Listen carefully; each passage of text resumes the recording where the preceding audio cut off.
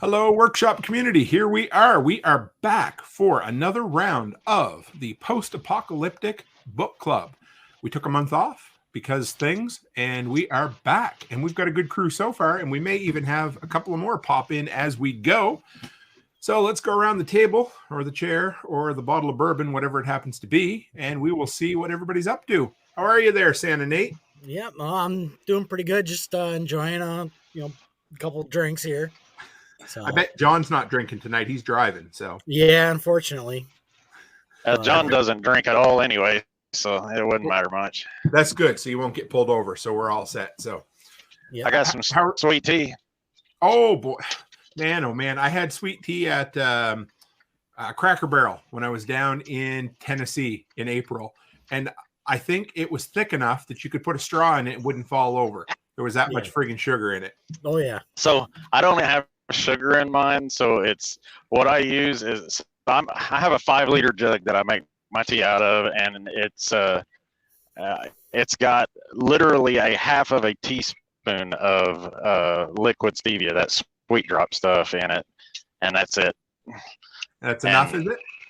Yeah, it is now. It didn't used to be. I used to put 2.5 cups of sugar in that much tea, and I've backed it all. I started using the stevia, and I started off with a couple of teaspoons, and I've weaned it down. And it's not me weaning it down. It's ever so often it's like, man, this is just getting too sweet, so I back it off, and then it tastes all right, and then it gets too sweet, and I back it. It's like nature weaning me off of it.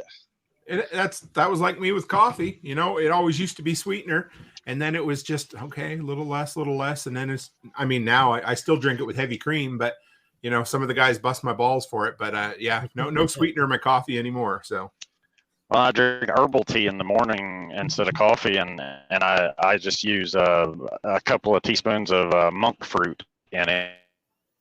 I've never tried that. So we have. It is a direct sugar supplement. Sorry. Okay. Erin has a skinny syrup thing that she heard from Amanda Willis over at SOE. We got a couple of different flavors: vanilla, maple bourbon, pecan. Little bit of. I mean, it's not much, but you only need like a capful in a cup of coffee, and it's more than enough. For those I've heard of that. I've never tried it, but I've heard of it. They're really good. I mean, I mainly drink black, but they're not that bad at all. I mean, I'll drink that maple bourbon all the time. Hey, we got Nat, the preparedness guy, in here. Notice how I called him Nat, not Nate. He'll love me for that. So good to have you, Nat. Always appreciate you. And if anybody would like to join, there is the StreamYard. Just click it, put your name in. Don't be shy and come on in. If you've read the book or if you're in the process of reading the book, we will discuss it. So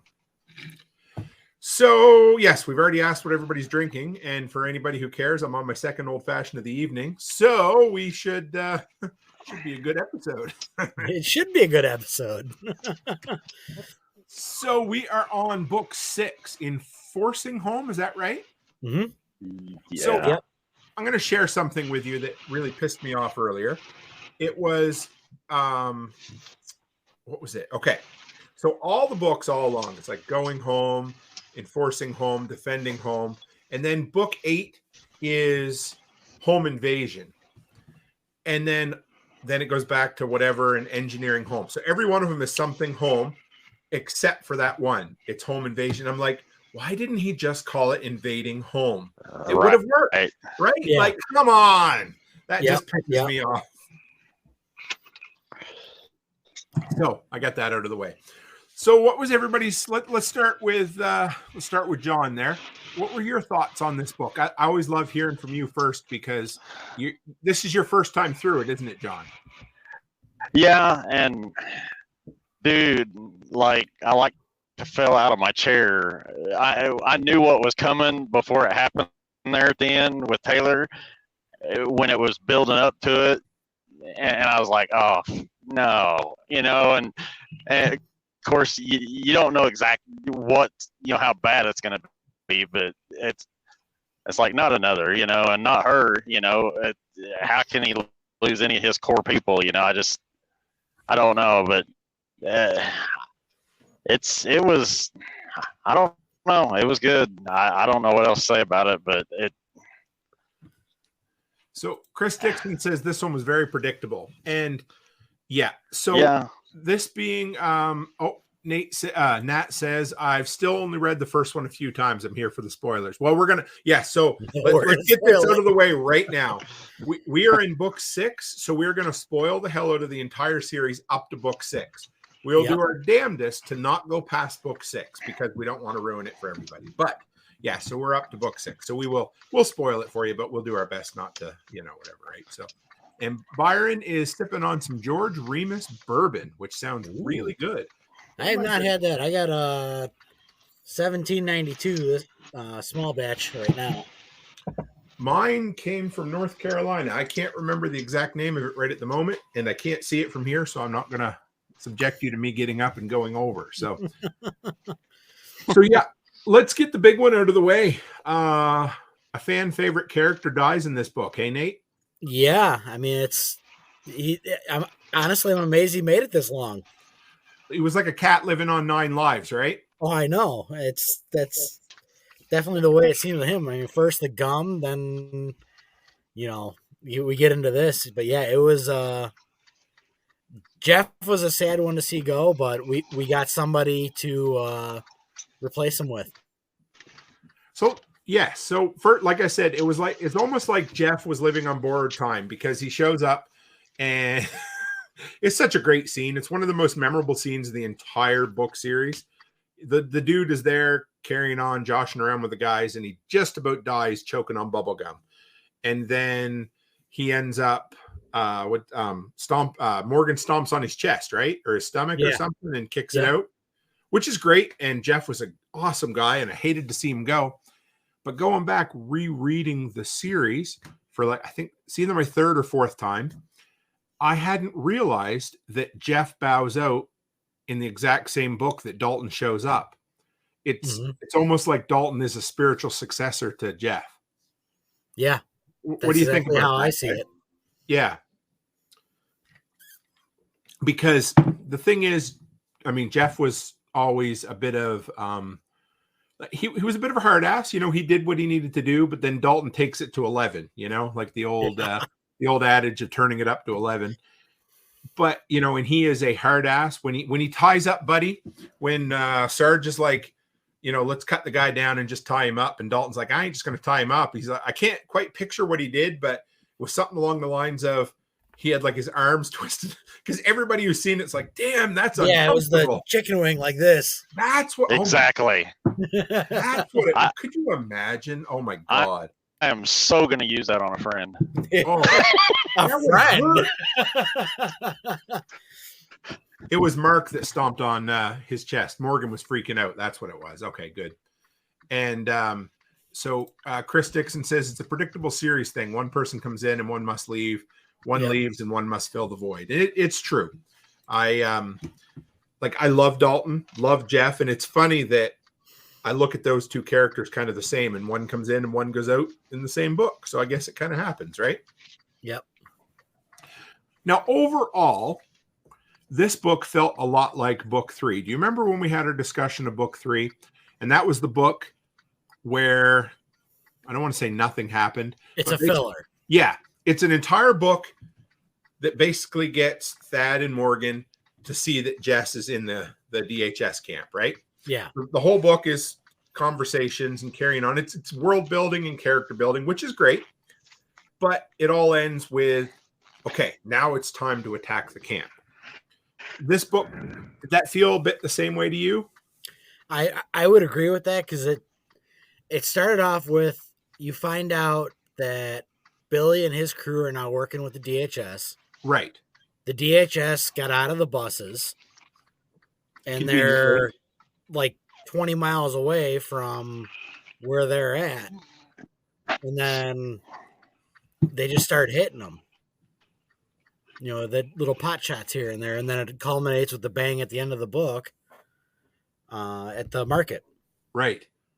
Which there was a line in there. I just heard it this morning out blowing snow, and I'd forgot about it when Morgan says to Sarge, he's like, nobody's ever going to come back to the market and shop. And Sarge is like, listen, in Baghdad, an hour after a bomb, he said they were back shopping. All you got to do is clean up the intestines, he said, and people will be back. I was like, wow, that is crazy. It's probably the truth. You hate to look at it that way, but people still got to buy their stuff. People still got to eat. You got to live. Necessity trumps all. That's right. Yeah. So what stuck out to you, John? Let's start with that. What was the thing that kind of jumped out and grabbed you in this in this book?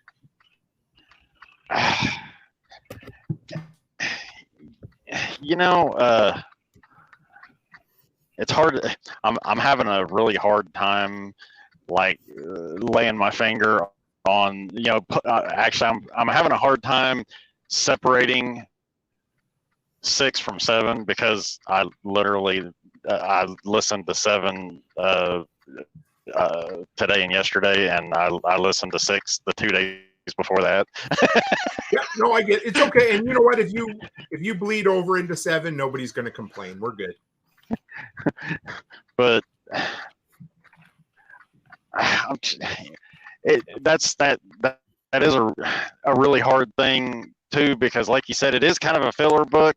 I mean, you do have some major stuff happening, like with Jeff and Dalton in and out, but that's probably one of the biggest things that really that stands out in the whole book as a change, because everything else is just like you said, it was leading you from 5 to 7 really, and 7 is like packed with action. So absolutely. So I don't really I have a ton of notes, so it was all kind of across the board. They started building barriers. Was that the ones they called Gabions that they were building in this one, or was that? No, the Gabions have been around. Okay. What were these ones, Nate? Do you remember? I don't think they ever finished them. They didn't. They just started and never really. Yeah. Okay. And what about the bunkers? Is what they started in this one, right? That's what it was. The bunkers. Yeah. And then, of course, they filled full of water, and they needed the pallets. They needed a latrine or a bucket. Remember, Dalton finds a bucket of piss. Yep.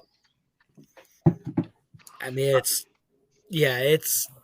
there's a little bit of predictable stuff in this. Like, okay, you're gonna dig a hole in the ground. Yeah, you're gonna need something to piss in for the girls. You're gonna need something so you're not standing in a foot of water down there. And I've walked on pallets. Those pallets aren't going to last long in real life. No, I was thinking the same thing. I'm like, it depends on the pallets. If it's one of them, I was going to say a Chet pallet, right? That would, but they also weigh 80 pounds. Yes, they do. They're very heavy. Chris says, that's one thing I deal with a lot is pallets, being in my chosen profession. Yeah, they're good. They're great. I mean, hey, I just thought of something. That is technically a pallet's an empty container, isn't it, Nate? Technically, yeah. I could add that to the empty container series, couldn't I? Yeah, there you go. There we are. We just come up with another one. So Chris says you're starting to see that Mel still loves Morgan, but I don't think she likes him much. So did that you remember when he spits in her hand and it really pisses her off? I forget exactly how, or he's like, let me see your hand for a second. He's like, and she gets so mad at him. He was cleaning something. Yeah. Well, first he smacked her hand, because what it was is they'd been working and her hands were sore, and so he smacked her hand, and then he spit in her hand. It was kind of like basically insult to injury. I don't know what it was. It just felt awkward, or not, like uncomfortable. I guess it felt real, but it was like he was stupid. Oh, we lost John. He was stupid about doing it, but it almost, I don't know. It felt like a bit of an overreaction on her part, and maybe it was just what she was. I don't know. Maybe it was just a rough time for her or something. I don't know, but it could be. Yeah. You can tell they're definitely been a married couple for a while. Sure. Yes. And they have their little spats and pushbacks and Their quirks and quirk. Yeah. Right. Yeah. Yep. But it's real life. You're gonna see that, and the fact that they've stayed together and they're this solid together is a testament to who they are. Absolutely. And as the books go on, there's no doubt that she both loves him and likes him. It's Right. just like any married couple. You know, you listen to Becky and I for 10 minutes, and some days you might think we fucking hate each other, but we don't. That's just what old married couples do. You know, you push each other's buttons and you have fun and you piss each other off. And yeah, that's just part of it, right? Yep. So what about what's the group? What's the leader's name that joins with the DHS? Billy. So Billy's group, they're, I don't know if you'd call them pedophiles, but they're definitely sexual deviants. Yeah, deviants or whatever. Yeah, they're bad people. Let's put it that way. Yep. Was Morgan in the right to shoot Buddy in the head in the street like that? Oh yeah, I would have. Yeah. That's no questions asked. I would have done that here anyway. Somebody come after my kids, they're getting around to their head. Oh, Yozik's over here. Sorry, Yozik. He's over in Telegram. He just said, I guess we're not talking in here. So I'm going to bring up, he said, definitely a filler book and building up.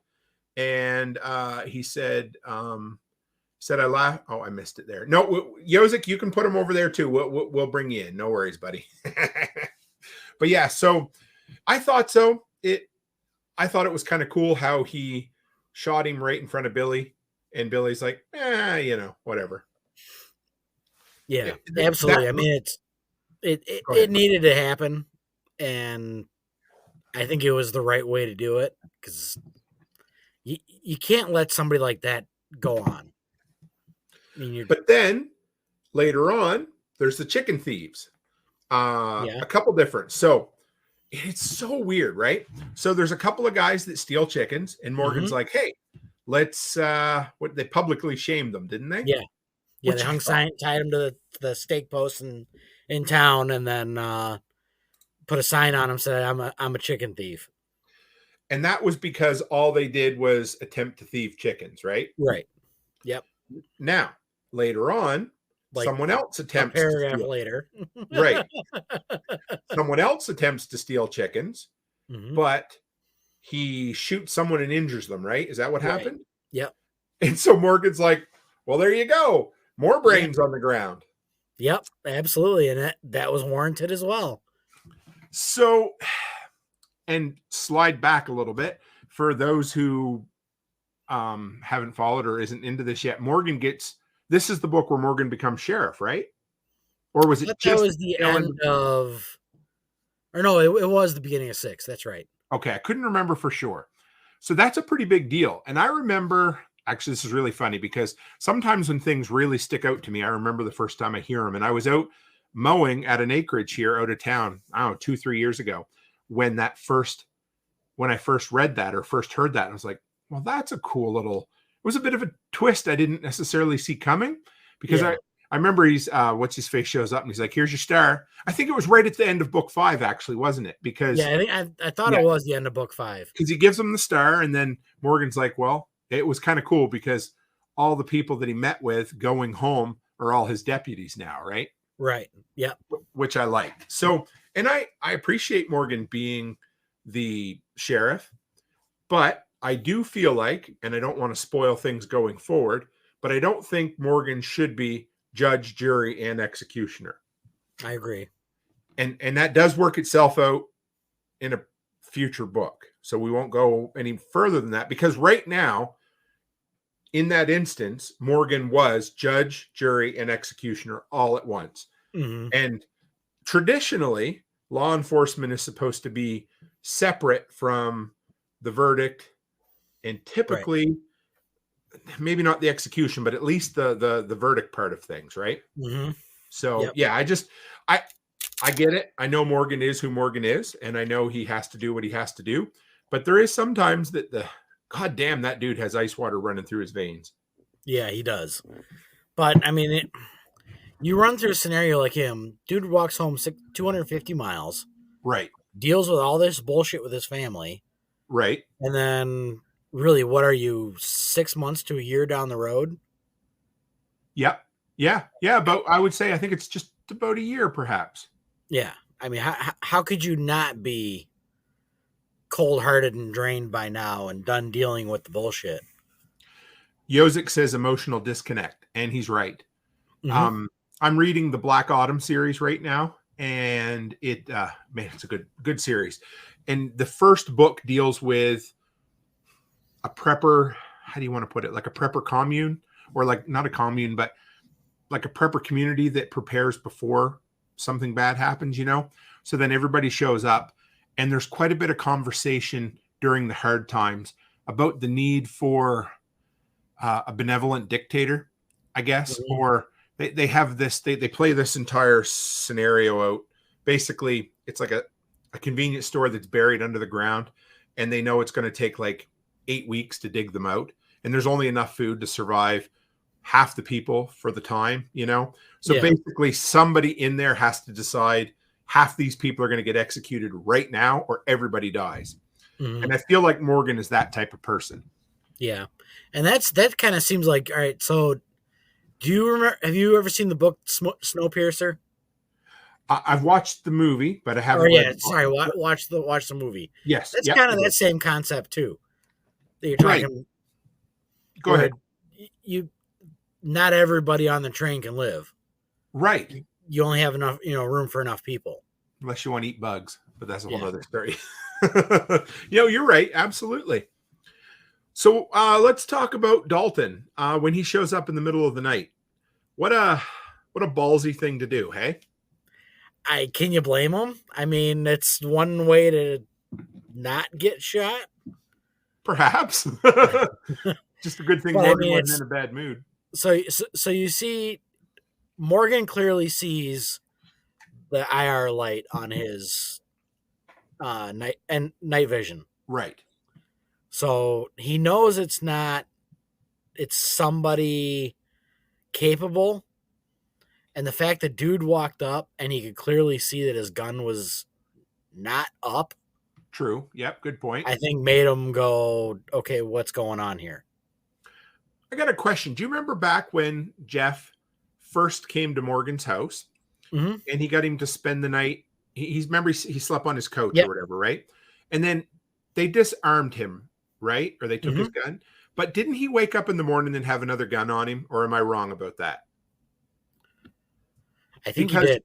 Yeah, because I'm wondering if that's intentional with, I don't know, mirroring Dalton. Because remember, Dalton's like, which takes balls the size of friggin', I don't know, cue balls or something. But the dude's like, hey, I'll give you my guns. Can I just sleep here? And then he wakes up in the morning, and he has another gun with him anyway, right? Yeah. I'm like, yeah, there's so much, I think, intentional of Jeff in Dalton. You know what I mean? He's like the spiritual successor to Jeff for sure. Yeah. And I love Dalton's whole thing. They ask him what he did in the previous life. Right. It's like you're reading Dalton and you're getting to know Dalton. It's like, dude, this guy's got to be like special forces or something. And he's like, no, I work corrections. Which actually makes perfect sense. Because the bullshit they must deal with. Yeah. And Dalton, one of his quotes was something along the lines of, if the cameras don't see it, it didn't happen, right? Mm-hmm. So Hunter says it bugs the shit out of me. He said everyone gets a pat down. He's not wrong. No. And yeah, there's definitely times when people. Yeah, Chris. Yeah. You're not wrong also. Dixon says, I like when he says he likes hunting men. There's just something, I mean, Dalton was built for post-apocalyptic America, right? Yeah. Because when Chris was on the show, Angry American, he said Dalton was based on, what's his name? The winner of season 1. He's best friends with him now of Alone. Okay. Tall, I can't remember the guy's name right now. Tall dude that's like a survivalist built in, but yeah, so I think maybe he wanted to take the Jeff character, but base him around his friend a little more. So I'm thinking that's probably where that came from. But yeah. Okay. Well, I gotta find out who that is. Yeah. If you can look, season 1 winner, I'm pretty sure. Yeah. Rachel Brown says, I have a friend who used to work in corrections. The thing about the cameras is correct, and there have been some interesting stories. I actually have a couple coming on the show either in December or January who both work in corrections. It should be a pretty good interview. I had a good chat with them at prepper camp, and they had a lot of stories to tell. Let's put it that way. What's next? Oh, did you find it? I'm looking. Who lasted the longest? That's Alone. That's it. Alone, right? Oh, it's Alone? Okay. Yeah, Alone, season 1. I think I probably said the wrong name because I'm half in the bag, so that's cool. Alan K. Yeah, Alan. Yeah, that's it. Yeah. So big dude, right? Looks like a tall, big dude. Yeah, that's him. So so what about, this is where we start to see, and of course I don't want to give away the goods per se, but we notice that Thad and Mary are spending an awful lot of time together, and Sarge and Miss K, as Sarge calls her, he likes to spend some time with Miss K as well. Yep. I mean, I was a little surprised about Sarge and Miss K getting it on, and honestly, I'm amazed the girls gave Mary a second shot.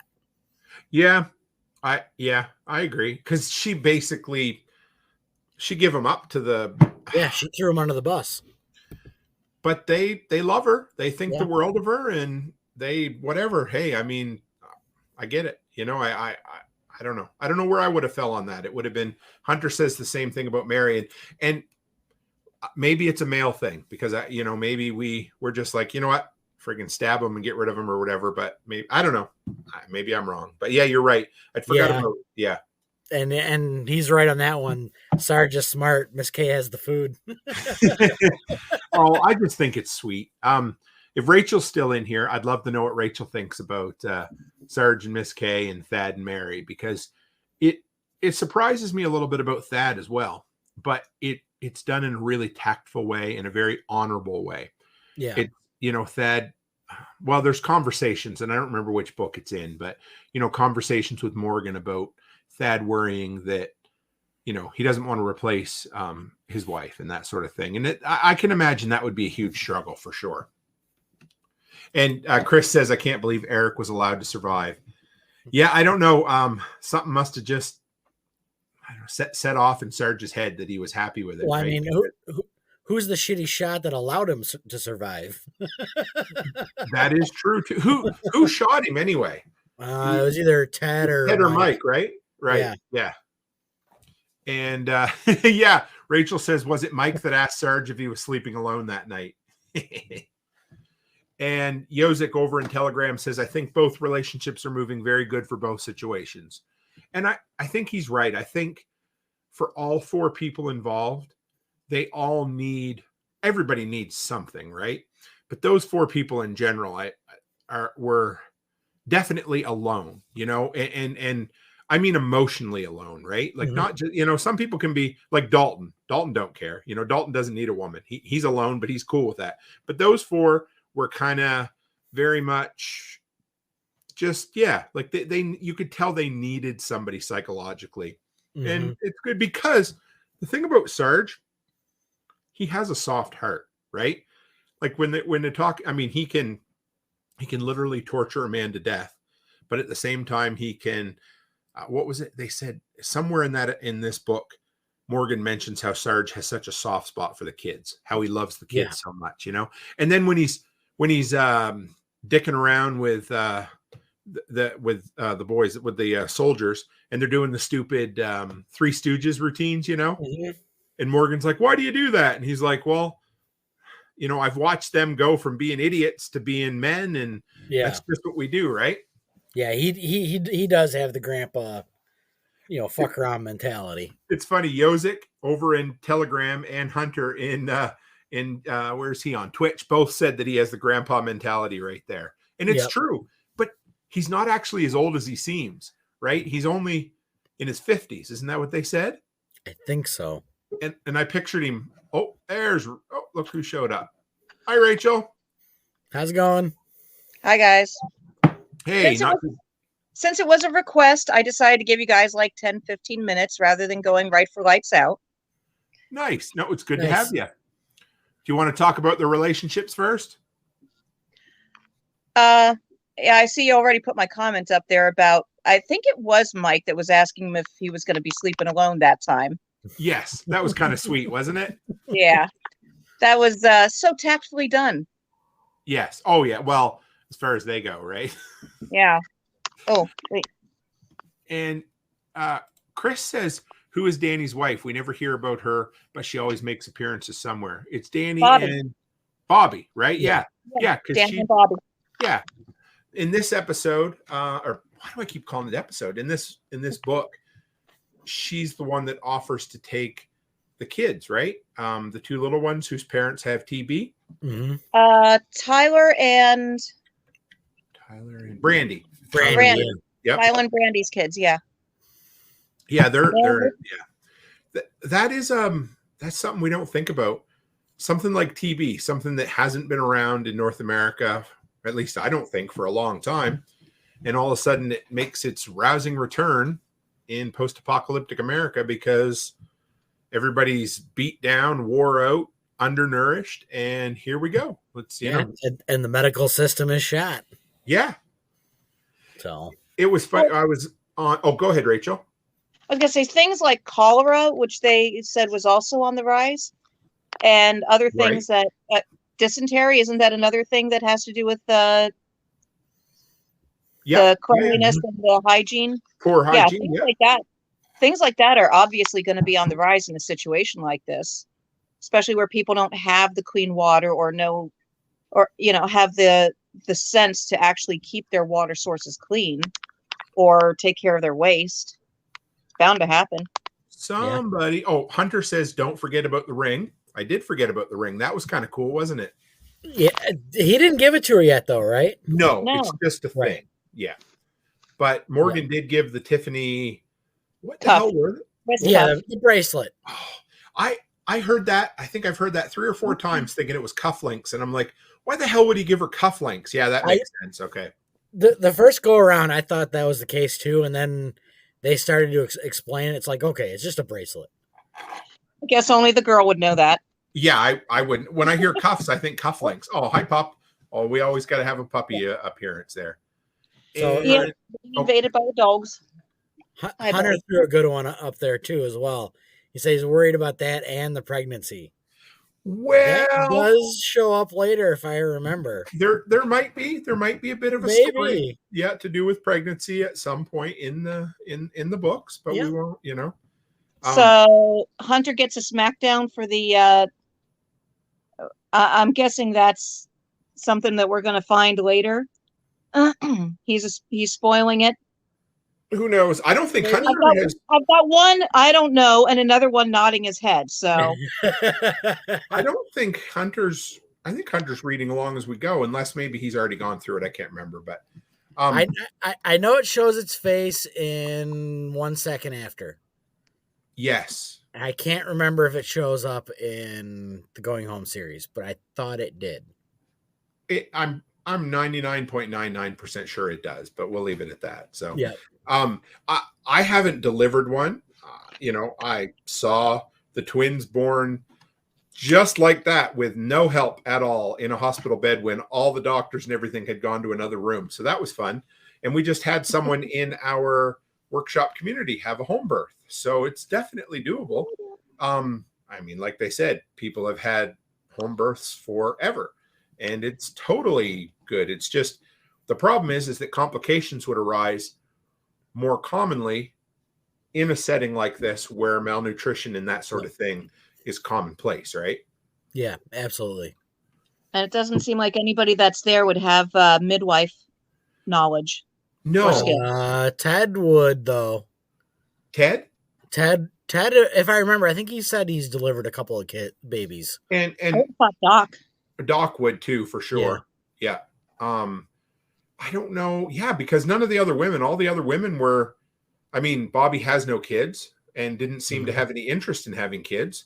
Nope. And the rest of them were kind of professional people. Jess is probably too young to have, so maybe Miss K. I'm sure Miss K has some experience with that sort of thing, but Yep. But yeah, it's definitely it's yeah. Let's see, what else do I have here? So when they catch the chicken thieves and they start talking, I love the public shaming. I thought that was pretty cool because that is very much old fashioned. You know, it almost reminds me of something out of a Monty Python movie, you know, like catch somebody doing something stupid and put a sign around their head. And the only thing missing was, did they have stocks in this? Did they use the stocks this time? No. Nope. They tied him to the post. That's it. And, Flagpole. another thing, Chris Dixon just posted. Mary does have medical experience. That is There we go. that's correct. Okay. Oh, okay. She was the nurse. if I That makes remember. sense. Was I think so. Oh, Nurse or a flagpole. doctor. So 2 days, right? I remember they said it was 48 hours or 2 days they were tied to that flagpole. Do you think that was with, I thought of this while I was out blowing snow. Do you think that was without food and water? I would hope I thought it so. was just overnight. I'm sure they said 2 days, which I guess could have been all day, one day, overnight, and then all day the next day, right? Yeah. But man, yeah, it was kind of funny. And he's like, I remember one of the thieves is like, but now everybody will think we were chicken thieves. And he's like, well, that's because you are, you jackass. Exactly. But yeah, I thought that was kind of cool. But in that entire interchange of dialogue, it got a little preachy. Now, I'm all about being an anarchist and the free market, but there are times when you can tell Chris's or Angry Americans politics come through, and instead of it being regular old dialogue, it's his views on the world and people yakking. You know what I mean? So it's like, because they're like, well, he has enough, so it shouldn't matter. You know, he has 5 chickens, so I should be allowed to have a chicken. And he spends a lot of time. That entire dialogue, I get it, but it's so on the nose at times that I'm like, all right, I get it. It's cool. I agree with you. Let's move on, you know?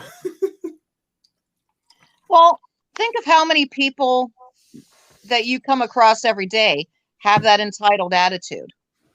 Well, that's and if true. things went to hell, that's exactly what you would be hearing. Well, he has it. I have just as much right to everything as he does. Mm-hmm. Yeah. It's There's a lot of people that think that, and the world hasn't even collapsed yet. There's yeah. a lot of that going on in Canada right now. The prices of groceries are up huge, of course. And Loblaws is one of we've got 4 grocery stores in the entire country. And so everybody's making a big deal out of the fact that grocery prices are at their highest level, but profits are at their highest level too. So it's all, again, it's people, well, why don't you share, it's the communistic or the socialist mindset, right? That, well, you're making money, so you shouldn't be. Well, you know what? Go do it yourself, right? That's all it is. Yeah. Mhm. And Chris says collectivism has always been in Morgan's speeches too. And it's true. Like there's times where I'm guessing a page or two of dialogue is kind of Chris hopping up on his soapbox and he's like, hey, this is what I believe, right? And whatever, to each your own, right? You're allowed to, but when I don't know, that's the few times when it takes me out. What do they call that? So I remember Siskel and Ebert used to call it willing suspension of disbelief. So it could be a story that if I told you it right now, you would say, that doesn't make sense. But if it's told properly, you jump into that story, you jump into that world, and the rest of it that doesn't necessarily make sense doesn't matter to you, right? Because you're in that world. But things like those little speeches, that's when it takes me out of that world. And I'm like, oh yeah, right. I'm reading a book again. That's all. That's kind of my little quibble with it, if that makes sense. Mm-hmm. Yeah, For me, that's more of a look into the people I deal with on a daily basis. And maybe it's just because I don't bother listening to idiots. I don't know, maybe, but I get it. That's true, Rachel. I get it totally. Yeah, I mean, it's yeah. How about the Eustis PD showing up? I have it written down with quotation marks, rather convenient. It is rather convenient. Right. And okay, why, with them showing up, why do they need Morgan? I was wondering that. they're like, hey, you're the sheriff, so we'll let you lead us, right? That's what you're. Yeah. No. Dude, if I were Morgan, I would have walked away. Yeah. Hey, guess what? The police is back. Let's take the highest ranking police officer from the Eustis PD, and you're now the fucking sheriff, right? Exactly. Bingo. And we're not, I mean, okay, just remember, I'm not shitting on somebody else's creative choices. Well, maybe I am a little bit, but I couldn't do it. You know what I mean? Like, Chris is 1,000 times better author than I could ever even pretend to be. So but this is what we're here for, to discuss openly each book. So yeah, I never thought of that, Nate. To me, it felt like the whole hand of God thing, it's like we write ourselves into a corner and hey, let's bring these guys in again. Like, the group that pairs up with the DHS, or, you need a bad guy. So, well, we've done DHS before, so let's do DHS again, but let's add some militia type people with them, right? Yeah. Or some, right. Yep. And Chris Dixon calls them the useless police. Let's bring that up. And he's like, and the guy was like, we've been here the whole time. I would have dropped the badge and been like, see ya. Yep. I would have too. Okay. How do you just hang around as the police? The locals would have known. I can never remember the guy's name.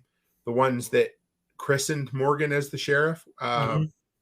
They wouldn't they know who the Eustis PD were? Probably not. No, they were. Weren't they reserved? They were, but weren't they stationed right there? Or like within across the street from the armory? Yeah. Yeah. But that wasn't their armory. Remember, they were originally out in the woods. Okay. Yeah. But are you? Do you know the faces of every single police officer in your town? No, but I'd only need to know one or two of them, right? Yeah. I mean, we have like 3 here in our town. Yeah. I could pick 2 of them out. Right. Maybe all 3. But yeah, I mean, we have one county mountie here, and then we have some RCMP. Of course, I know the county mountie through and through. I'd know it because I mean, he's a neighbor, right? But yeah, the cops, they come every 2 or 3 years, so that's a little different. But I don't know. It's like, hey, we're just floating around in the background.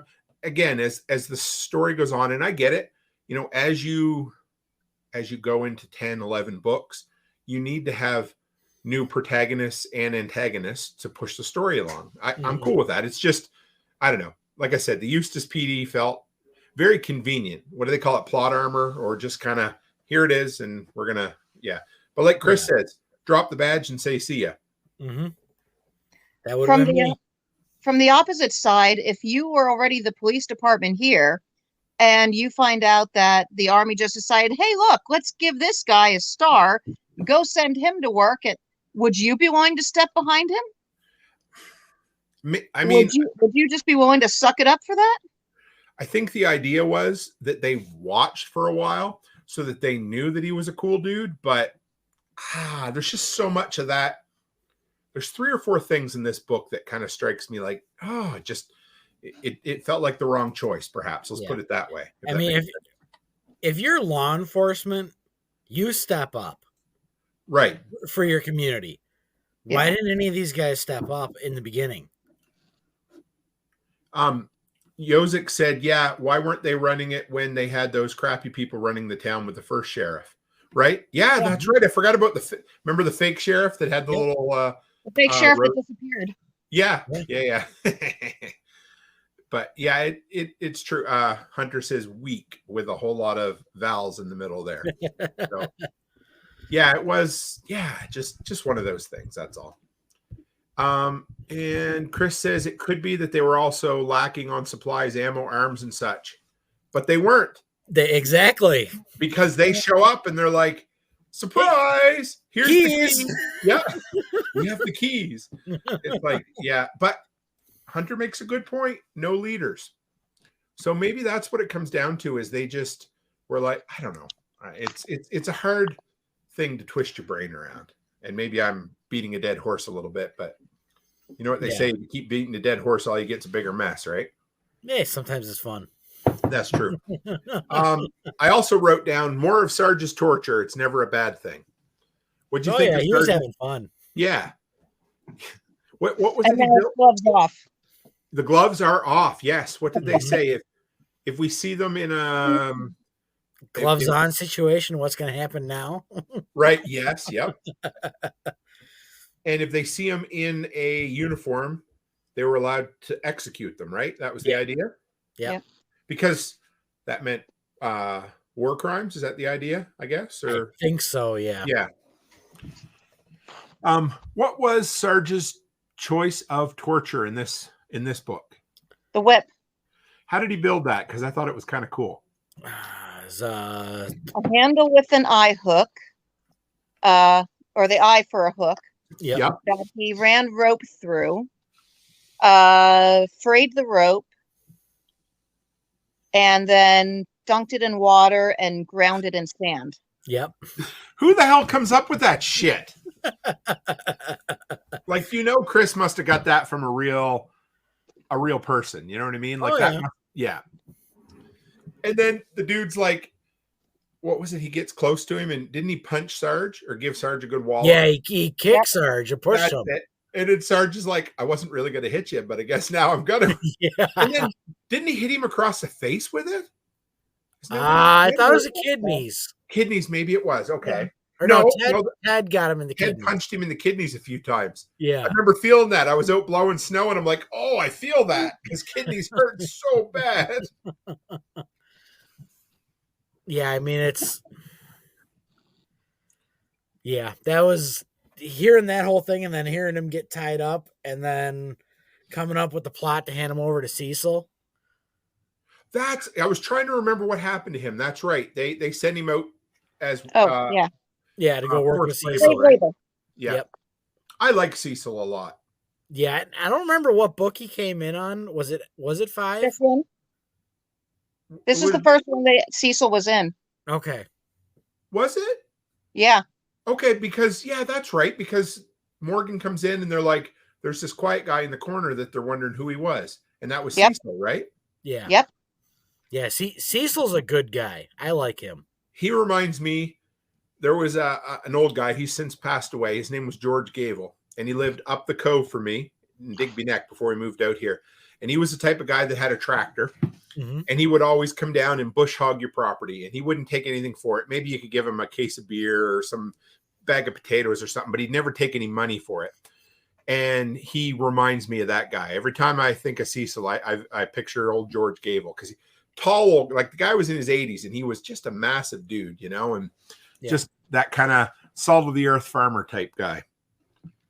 But because then this is where they start talking about the possibility of getting the power back on too, right? Yeah. The power on, and then planting all the crops and stuff. There are so many random things that happen in this because the bee people, the apiary people, you can tell I'm not good with, what was it? Mario, it was the husband. I don't remember the wife's name. Jesus, it's so good to have you around, Rachel, because I remember concepts but never names. But so Mario's like, hey, here's a surprise for you. Have some, what was it? Was it pig shit with bees on it? Or, to get Billy's gang. And he killed him, right? Yep. Yeah. That was cool. And then over here, Yozik says Batman. That's another dude. Batman is Jenna's husband. Yeah. Yep. He's been around for a while. Yeah. He had the samurai sword. Wasn't he buck-ass naked with a samurai sword? Yep. Yeah. That'd probably be me. Yeah, that would be pretty funny. Yep. I can still picture when they were saying about, they just faced down those guys in the road. And then Thad looks at Morgan and just says, naked. That's right. And just starts dying laughing. They, Mario, one thing I thought was funny was when Morgan starts talking to him about pulling the mineral oil out of the transformers. Mm-hmm. And I'm thinking, okay, you want to rebuild the power grid, but at the same time, you're going to strip all the oil. Yes. Did you think of that too, Nate? Yep. Yeah. I was like, you can't have your cake and eat it too, buddy. One or the other, right? Mm-hmm. Yeah, it was the mineral oil to the diesel. They were going to cut diesel 50-50, right? Yeah. Because he has an old was it deuce and a half or something or whatever they call it? Yeah. Yeah, deuce and a half. Which will basically run on anything, right? Yeah, anything you dump in that. That's crazy. I've seen that. Yeah, there was. Yeah. Which is cool. I met a guy at Tactical Response that was getting ready to run his off of straight canola oil, and I thought that's kind of cool. Oh, who we got? Oh, Mr. Palmer's. Hey, we got a foursome now. This is great. Let's bring us. You didn't all have up. to make that sound so dirty, you know. I'm really good at that, you know. I could have called it a four-way, but that would have been a whole nother story. Especially with there only being one woman. Exactly. I was just gonna say, and especially with the company. I don't know where your brain is, John, but when four people play golf together, it's called a foursome. So I don't know what the hell you're talking about, buddy. I'm a truck driver, so my brain is always in one place. Oh yes, I totally get it. A term I had never heard before, and I'm sure it's slightly racist, but the Chinese fire drill. Had you guys ever heard that term before? Oh yeah. So is that just the term for like something that looks really disorganized? Is that the idea? Yes. Okay. Yeah. I hadn't heard it before, and so one thing where I always heard the term used that was is just everybody, a carload of people pull up to a stoplight, and at a red light you just jump out and run around the car and jump, and then wherever you're at when the light turns green you jump in and take off. So it'd be a different person driving every time. we had a name, I can't remember what we called it, but it definitely wasn't a Chinese fire drill, but we used to do that a lot in high school, so that makes sense. Byron says heard it and done it. One thing that Chris is good at or not good at is reusing his sayings or his words and that sort of thing. Good to have you, Nat. He says, head note, thanks for reading the book so I don't have to. I only have so many audible credits. I should start giving. I'll read as loosely as possible. I should do a giveaway. Can you give audible credits? Like, can you? There must be. Tell them to join the Telegram group, the book club group, and I'll get them. Here, hang on. I'll get them set up. All right, hang on 1 second here. Where is that? We're gonna find the book club group if I can find it. Here we are. Let's share the link. View group. I have everything but 11, so 11 I'm going to figure out. Okay, here, I think, let's see if it worked. There you go. Nat, if you're on Telegram, come by and join the book club group. This is where it's at. So, yeah, but that would be, maybe I'll do a giveaway for some audible credits if I can figure out a way to do it. That would be fun. Speaking of that, you and I'll have to talk when we get done. Sure, yes. I haven't seen that yet. Which? From Chris. Oh, okay. I don't know. Anyway, sure. We'll talk after. Yeah, it's fine. You got me all. Yeah, it's fine. I'm happy. Yeah. So, so Chinese fire drill. That was one. What about the bombing at the market? That was. Everybody blamed themselves. It seemed for that. Hey. Like Morgan blamed himself for taking the kids. Taylor was the one that. Was it Jess that sent Taylor to go pick up the bag? Yeah. Situational awareness failed everybody that day. Everybody. Because I'm sure everyone has been to the airport at some point. Oh, yeah. And they make the announcement. Unattended baggage will be taken away immediately. Mm-hmm. You don't leave a bag and then run away or even walk away briskly and not think, well, shit, something's wrong there, right? Yeah, and what dumbass, and I'm sorry to say this, what dumbass went running towards the bag to go get it when you don't just all of a sudden start yelling, get the fuck away from the bag and get the fuck away from the dude selling the moonshine with all the glass. Right. And yes, I thought that was when Sarge made that, he's like, that was absolutely brilliant. And they're like, we blew up a guy with moonshine, and he's not wrong. It was a pretty ingenious kind of ploy. Mm-hmm. Yeah. The thing is, it was with all the girls there. And all the girls have absolutely no training, absolutely no forethought, absolutely no concept of all the dangers that there possibly are. These are the ones that have been sheltered their entire lives. That's between true. The teenage girls that have been sheltered, And Jess, who was the sheltered little girl at home, went to college, and the only thing she knows is what she's experienced around Morgan. And even Eric, who minimal training. Yeah. That's true. Eric was kind of green, Kind of. I mean, Eric's still National Guard, so Right. that should be standard, like day number 2 of training. Don't go. No, he was DHS. Well, still, you're government. That's day 2. Don't go near the unintended package unless you are a bomb squad. Okay, have you seen the ATF training videos where they're training them how to go in and arrest people and stuff? No, I'll have to look at those. Yeah, do some searching around on YouTube and find some of that, because you'll completely understand and when you're I mean, it's not like FBI or CIA training, so. Do they have shoot the dog first as step number 1? Evidently they have flag everybody in the room with the firearm training. Make sure you shoot the dog.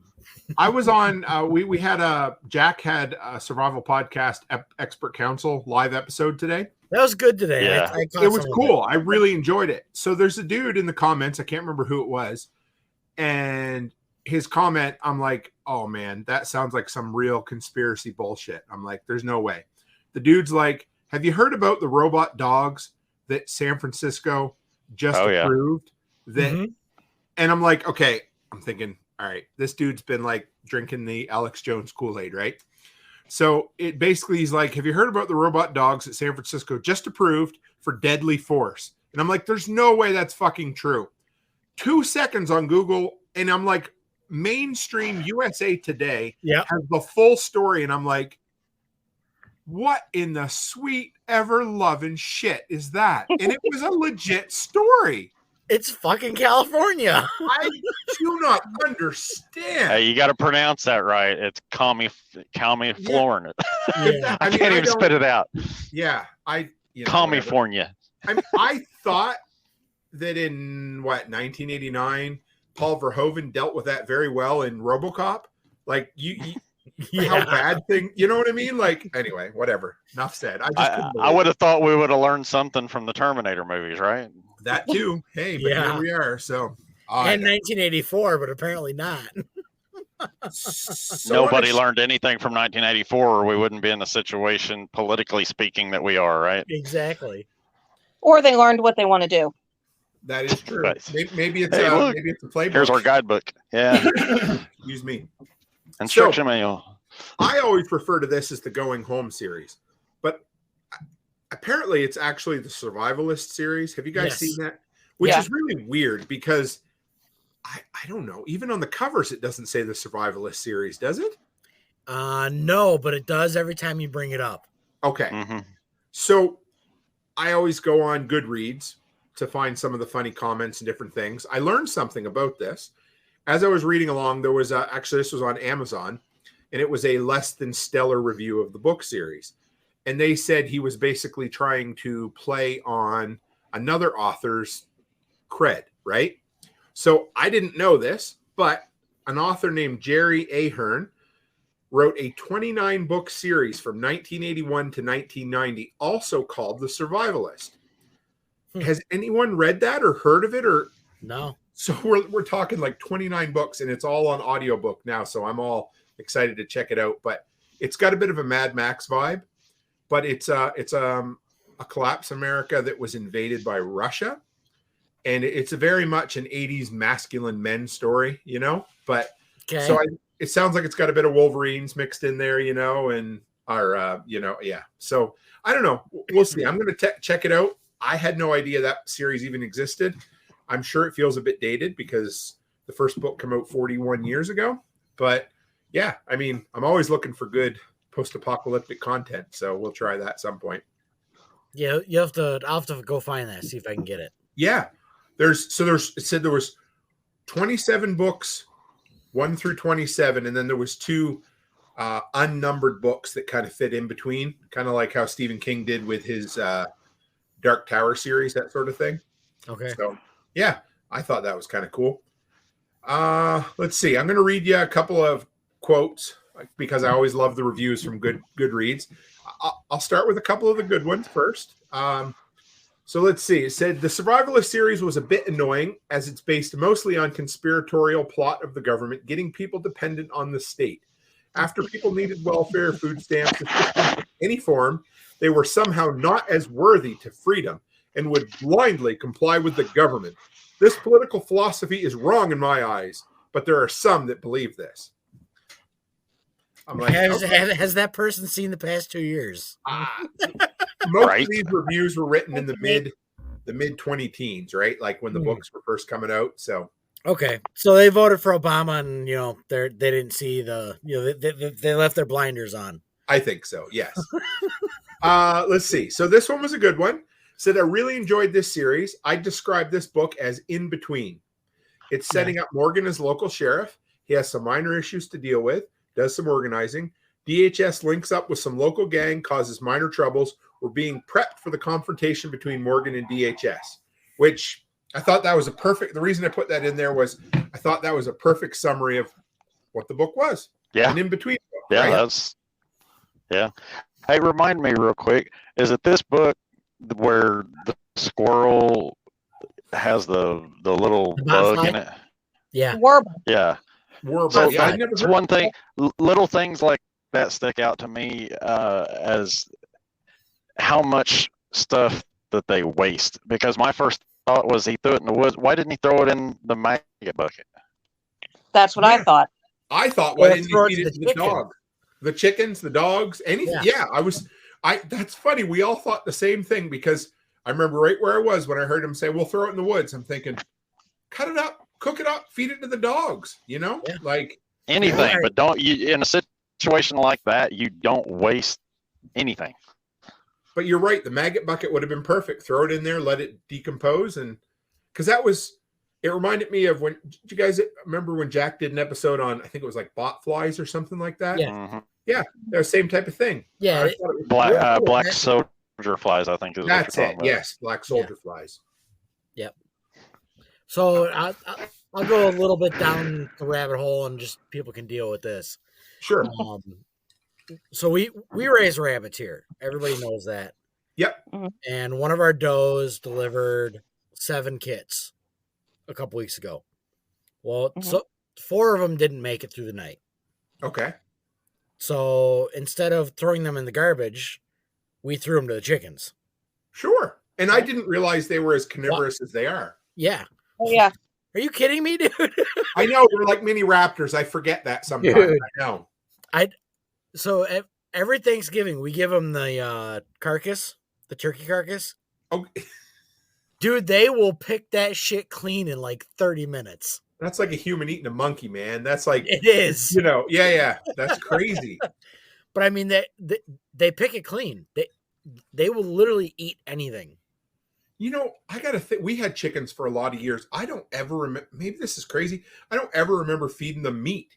We always fed them like rice and noodles, whatever we had for leftovers. But yeah, that's crazy. You want to see him get a hold of a mouse? Oh, I bet. Yeah, they have fun with that. SOE's got it on video. He's going around moving his garbage cans around, getting all the mice out from underneath, and he picks one up. There's like 6 mice underneath it, and sure as shit, here come 3 fucking chickens. And dude, they fucking grab them all and fucking take off. That is awesome. It's just funny. You don't necessarily think, it, right? It's up here, but you don't think about it. Yeah. Dude, they will eat anything. That's funny. Because they are. A lot of people call them like mini raptors, right? Yeah. Yep. So here's another one. I like this one. It's short. It said, I feel bad finishing another book from this series because I just don't want it to end. When these people were reading it, there was like 7 or 8 books out. So they're like, I don't want to get there. Now, let's see. Of course, here's another one. And I'm glad that I'm reading audio or listening audio, but they said totally distracted by the obvious lack of proofreading. Planning on taking a break from this series for a little while. Let's hope the next book is better. It is unreal how many people complained about proofreading. And I think because a lot of his first books were self-published. Yeah. But of course, with Duke Fontaine, you don't notice any of the mistakes or very Oh, few. you do in 6. Oh, really? Did I miss some, or was I just? Yeah, I caught some, but There's like 5 or 6 big ones that you hear, yeah, and it's all of a sudden the voice changes. I've noticed that a few times where the voice, yeah, the audio quality is significantly muffled, or you can tell it was recorded at a completely different time. Yep, that's exactly that what doesn't sound like that several times. Yeah. Yeah. Oh, yeah. Definitely. And I've written that up mostly until y'all said that, to the fact that I listened to it at like 1.5 speed or something like that, or 1 3/4 speed, I think is what I listened to. No, it's 1.55. Let's get technical. So here's Which two is good ones. Oh, go ahead, John. I was just going to say, you mentioned earlier, you're talking about being on Jack's show today. I almost cannot listen to him live because Jack just talks a little slow for my speed. So I listen to him at double speed on replays. That's funny. Podcasts I've never gotten into speeding up, but audiobooks I do quite often. Especially if the narrator is rather slow. Mm-hmm. A lot of the Stephen King ones I will speed up quite a bit. If you got a good person reading the books, you don't need to speed them up. I like Duke. I'm good with Duke. Yeah. So I've been reading the Black Autumn series, and other than the first, you've listened to 299 Days, Nate. I've gotten through book 4. I started 5, and then my source went bye-bye. So the guy that narrates those books is also narrates or reads the Black Autumn series, all of them except for the first book. Okay. So I like his voice. He has a good voice. He sounds older than, say, Duke, but I don't know. I could be wrong, but yeah. But he's a good narrator. So let me read you these 2 reviews. I thought they were really good juxtaposition. They're complete opposites. So we'll start with the negative one, and then we'll finish up with the positive one. Said, what happened to intelligent conversation? To women taking roles more than just hanging out and cooking as an occasional piece of ass that he seems surprised to actually get each time. The writing's a little weird. And no other couples really have any storylines or intelligent or romantic conversation either. The women could do so much more and provide so much more support and also ideas.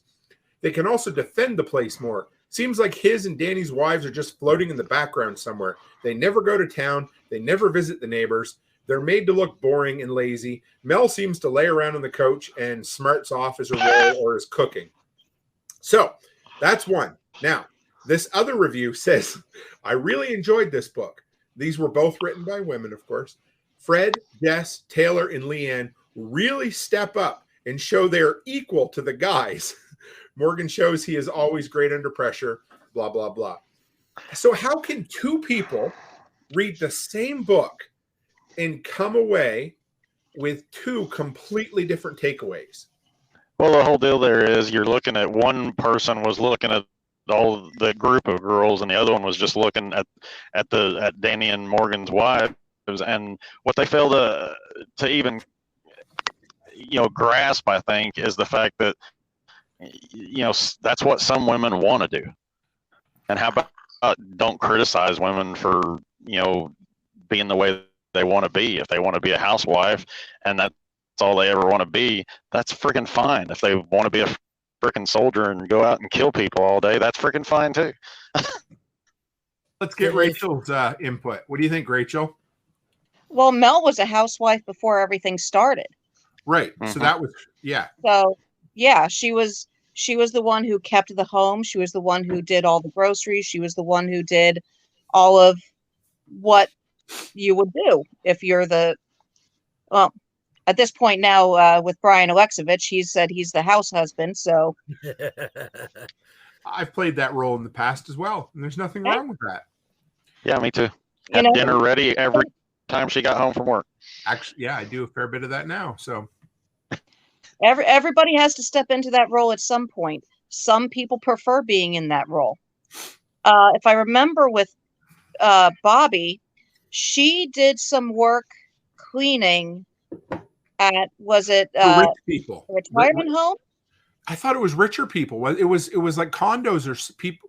Yeah. You're right. It was rich people, because she was saying she was wondering how they did nowadays, Or how they didn't do.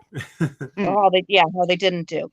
So she was still more or less doing the quote housewife work.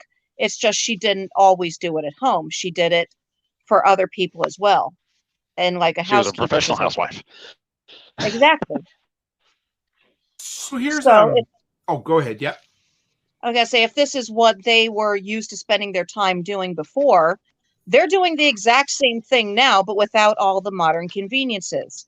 How much longer is all of that going to take without your modern conveniences? Good point. Mhm. And It baffles me how so few women take care of so many people's like needs for food and stuff like that.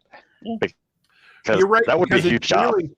It's really just Mel, Bobby, and Miss K, right? I think, or maybe Mary too. Does Mary? help? Mary, Yeah. Yeah, Mary's not around that much though. No, She'll go help Dad, but she's not in. You don't hear about her anywhere else. no, you just kind of assume that she's helping them out when Thad's not around and when she's not in the garden and stuff. It's kind of what I feel like it leaves you at. But yeah, that's it. And these women are doing this without like a professional style, commercial kitchen. Yeah. So they got no natural gas. I don't think. Right? What do they have? What do they found out that natural gas is on at some spots, which is really cool. I thought that but they was don't neat. have access. right. No They don't have propane, access to the no main natural line. gas, none of that stuff. All they got is they're like, I guess, cooking over fire. Is that how they're cooking? What were they cooking with? Was it wood? Coleman stove. Is it? Yeah. Okay. There it is. Yep. Hunter A says kerosene. They said something about a kerosene deal too. So I mean, they're not the fastest thing in the world to cook on either. So can you imagine preparing? Because at this point there must be close to 24 people there. Would that be about right? I mean, it must be close to that, right? For the group? Yeah. Yeah. At least 20. So they're preparing full meals on these little Coleman double burner stove. That's a lot of work. Yeah.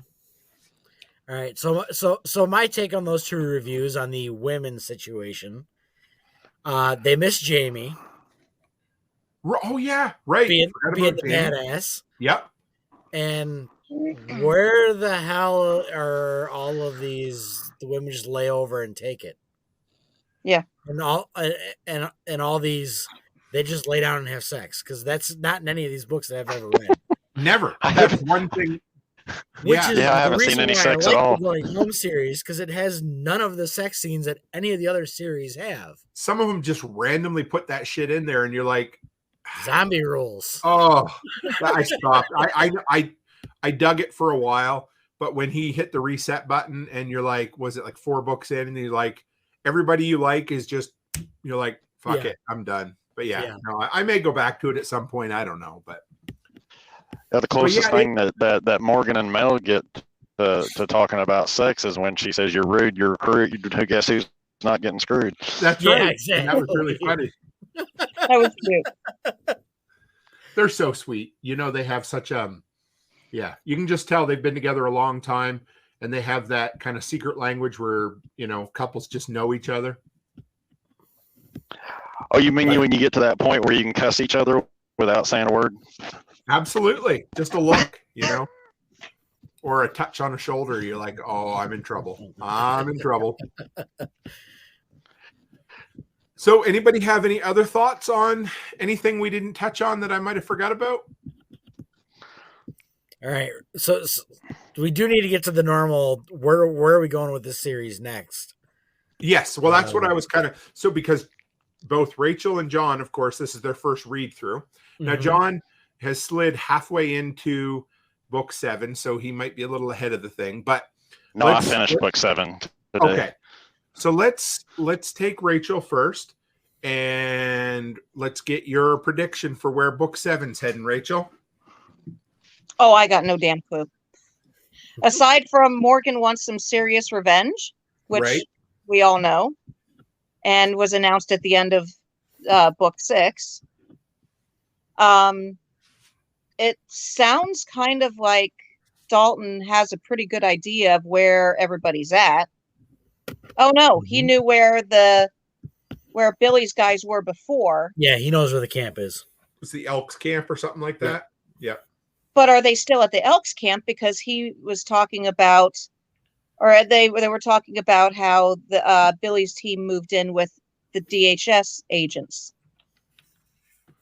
So it's, are they going to go trying to attack the wrong place? Are they going to try to attack the right place? Obviously, they're going to try to attack somebody somewhere. And then the whole terrorist plot thing that the DHS is doing, you just fucked with the people that you're trying to blame everything on. You just kind of put them in the clear in other people's eyes. Yep. Because they were hurt too.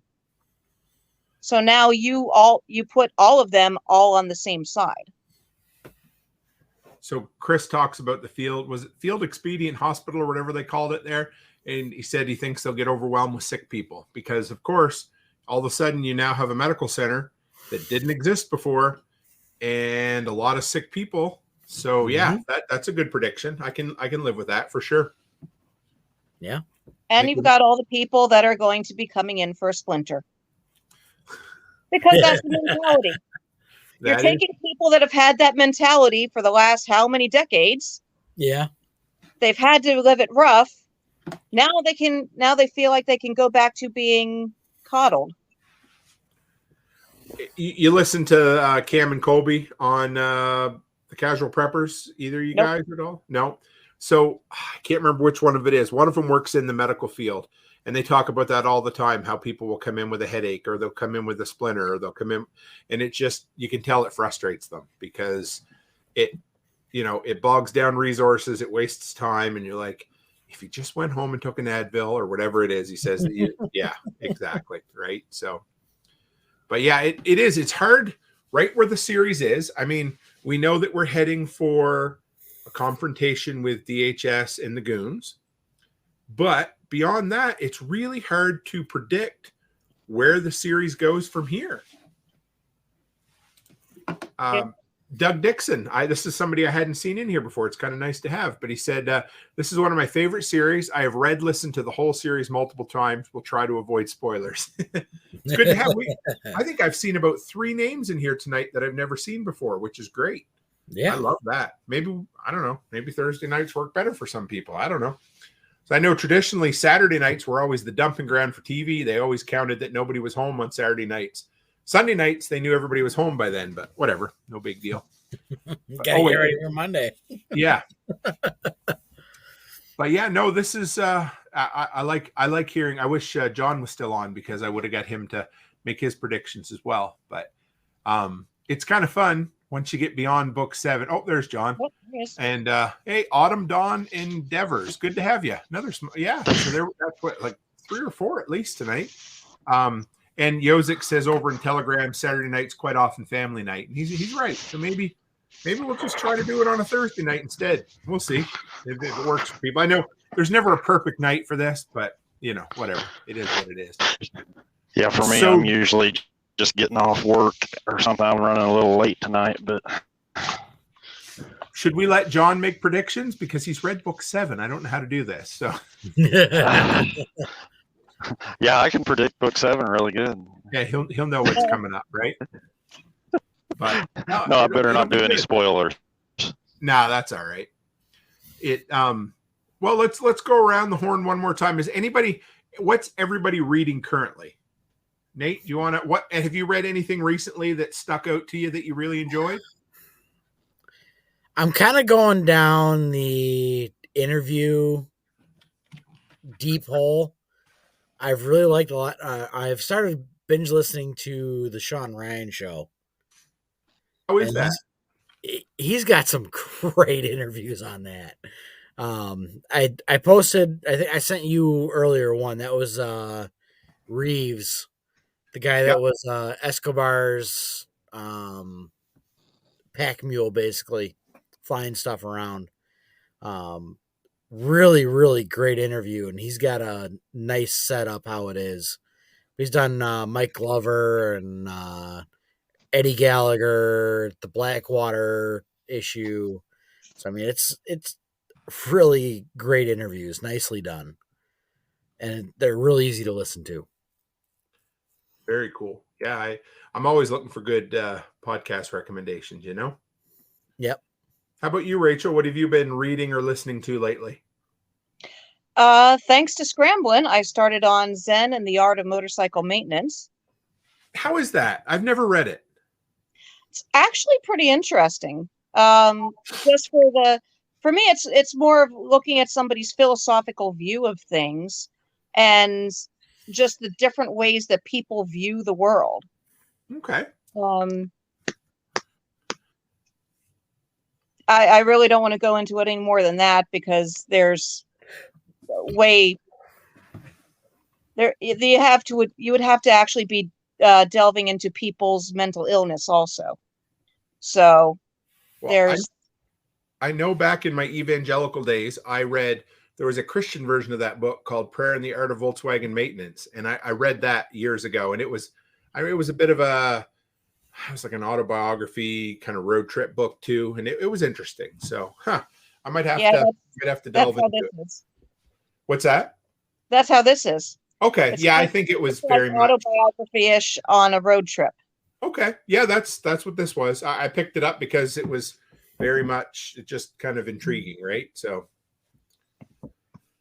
I'm reading currently the Black Autumn series by Jeff Kirkham. He's also the co-founder of Black Rifle Coffee Company and the inventor of the Rat's Tourniquet, which is really kind of cool. It is an EMP, of course, kind of scenario. The writing is incredible in it. I think it's some of the best writing of any. I'd put it right up there with 1 Second After, pretty damn close anyway. And for an ex-military guy obviously he must have had some help with it because he just did really, really, the book is really good, the whole series. But so we also have, let's see what we got here. Yozik, I think, did I lose it? He was saying what he was reading. Brandon Sanderson's new Mistborn book. And that might have been the only one there. And then Doug Dixon says Franklin Horton's Borrowed World series, currently on book 7.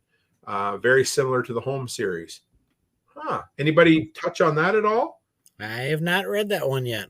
Man, every time I think I'm going to run out of good post-apocalyptic fiction, I'm like, hey, here's a 29-book series I've never listened to before that's highly recommended. So, and yes. So Doug Dixon says, I listened to Black Autumn. It was pretty good.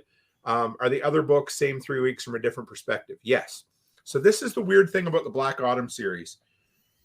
It tells, so the first 4 books they all take place during those first 21 days of the collapse, but each one is from a different place in North America or a different mindset or a different person. So the first one is that like prepper group, it's like 250 people who have this prepper place set up. Another one is this Latin American or Mexican drug cartel guy who decides to invade America. And yes, you can absolutely read them in no particular order. And then there's a companion book that is like about 3 hours long. That's the president on Air Force One dealing with the collapse as well. And then after that, it goes into wintertime. So it kind of skips ahead and then it tells the story. So far I'm on the first winter book and it's back to the prepper camp thing. So it's really cool. And Chris says, I'm on book 3 of the Black Autumn series. It's very good. Just had my first Black Rifle coffee this morning. When I go, I think Chris Dixon, if you know, I think I can pick up Black Rifle in Edmonton when I go up tomorrow. So I may get some just to try it. But it's definitely worth reading. I've enjoyed it. Definitely. Yeah. I think, like I said, I'm book 5 or 6 out of 9 altogether. Cool. And Yozik says the Alex Fletcher book box set is really good as well. So we're always looking for new things to read. So, all right, guys, I think we're good. So we will, John Palmer's back. Maybe not. You still there, John? We'll ask him what he's reading real quick if he's here. really honestly, I'm not listening to much of anything other than this series, and I have listened to a few other series. There's a whole series of books I've been listening to by an author named Stephen Mansfield. He's a Christian artist, and he's actually got a whole series of books that he does on some of the presidents that we've had. And then I've been listening actually to the Bible in different translations and stuff too. So, speak multiple languages, do you? No. No, I'm being a smart ass. I'm sorry. I know. I get it. I don't even speak English proficiently. So. That's my wife. I'll tell you. So glad I'm not the only one. Yep. All right, guys. I guess with that, then we'll close up the show. I really appreciate this was great having all four of you. I know Rachel is like running on 3 hours sleep, or that's about all she'll get tonight. But thank you guys for coming in, and guys, tune in. I guess we'll see you next year, right? 2023 will be the next. Yeah, it'll be. I guess next year, maybe next month. Yeah, next month. It's the dad joke, right? Hey, I'll see you next year, folks. So. All right, we will wish you all a Merry Christmas. And I got, let's see, Friday and Saturday will be pre-recorded episodes. And then Sunday will be a live interview episode. I believe I have PA Prepper coming on, which will be really cool, talking about his, he does all my tech work. You know, he hosts my website and all of that. So we'll be talking to him about that. So I missed it. Was it because you were sick that you didn't get to go to Texas? Yeah. No, not sick at all. I ended up, it's kind of an embarrassment of riches, but I ended up picking up 3 significantly large snow removal customers, like huge, that came really close to doubling my income. And I needed to be here to make sure that all of that went smoothly. I couldn't justify going away for 10 days when snow was coming and I had brand new customers that I had to make sure were taken care of. So it was one of those things. It was great to have, but it sucked that it happened all at once, you know? Yeah, pros and cons, right? That's why. What's that, Rachel? But now you've got a property in Tennessee. I sure do. Yes, we do. Yeah. So if nobody's heard, we bought just over 10 acres in Tennessee. And Dawn Sutton, if you guys know Dawn, she is just like heaven sent. She took it upon herself today to go down to that property for me and took video footage and aerial footage, everything of it. I am so friggin' excited and blessed to have friends like that. So that's all I can say. It's just awesome. So I'll have some video to put up just to kind of give you guys a feel for where we're going to be. It's exactly what we were looking for, and I'm pretty friggin' excited. So got to get a little bigger taste of that freedom land, you know? But and the escape route. Yeah. Hey, you know, right. I guess I've said it enough on recorded audio and video now that it's too late to take back, isn't it? So that's exactly, it is what it is. Right. So, a cottage, a bunch of bunk houses, and it'll be our property, and it'll be a vacation property until it needs to be more. Let's just put it at that. Right. So, all right, guys, that's it from us this evening. We will see Good you. night. Merry Christmas and Happy New Year. Oh, yes. I love it. I've been saying Merry Christmas for about 2 weeks now. So Merry Christmas, folks. And as always, stay happy, stay healthy, and have a great week. Bah humbug.